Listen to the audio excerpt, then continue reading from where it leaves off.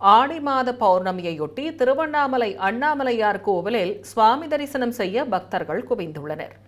கூடுதல் தகவல்களை செய்தியாளர் பாண்டியன் வழங்க கேட்கலாம். வணக்கம் பாண்டியம். இந்த நல்ல நாளில் பக்தர்கள் சுவாமி தரிசனம் செய்ய எவ்வளவு நேரம் பிடிக்கிறது?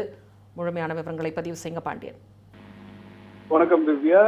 ஆடி மாத பௌர்ணமி 2ஆம் நாள் காலை இன்று ஆயிரக்கணக்கான பக்தர்கள் அண்ணாமலையார் கோவிலில் சாமி தரிசனம் செய்ய நீண்ட வரிசையில் காத்திருந்து வருகின்றனர்.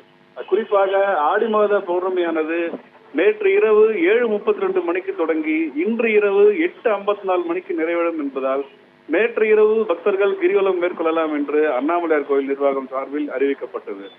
குறிப்பாக பௌர்ணமி 2 நாட்கள் தொடர்ந்து வருவதால் பக்தர்கள் 2வது நாள் காலை தற்போது ராஜகோபுரம் மற்றும் அம்மணியம்மன் கோபுரம் வழியாக கோவிலுக்குள் அனுமதிக்கப்பட்டு ஜிக்ஜாக் வரிசையில் பக்தர்கள் நீண்ட வரிசையில் காத்திருந்து சாமி தரிசனம் செய்து வருகின்றனர். மேலும் நேற்று இரவு விடிய லட்சக்கணக்கான பக்தர்கள் கிரிவலம் சென்ற நிலையில் தற்போது ஆயிரக்கணக்கான பக்தர்கள் ராஜகோபுரம் வழியாக உள்ளே சென்று சாமி தரிசனம் முடிந்து திருமஞ்சன கோபுரம் வழியாக வெளியே செல்லுமாறு கோவில் நிர்வாகம் சார்பில் ஏற்பாடுகள் செய்யப்பட்டது.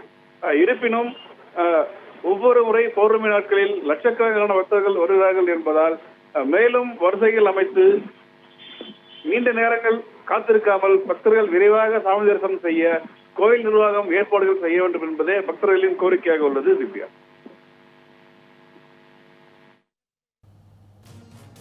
தமிழ் ஜனம் சேனலை சப்ஸ்கிரைப் பண்ணாம பார்த்துட்டு இருந்தீங்கன்னா மறக்காம சப்ஸ்கிரைப் பண்ணிடுங்க.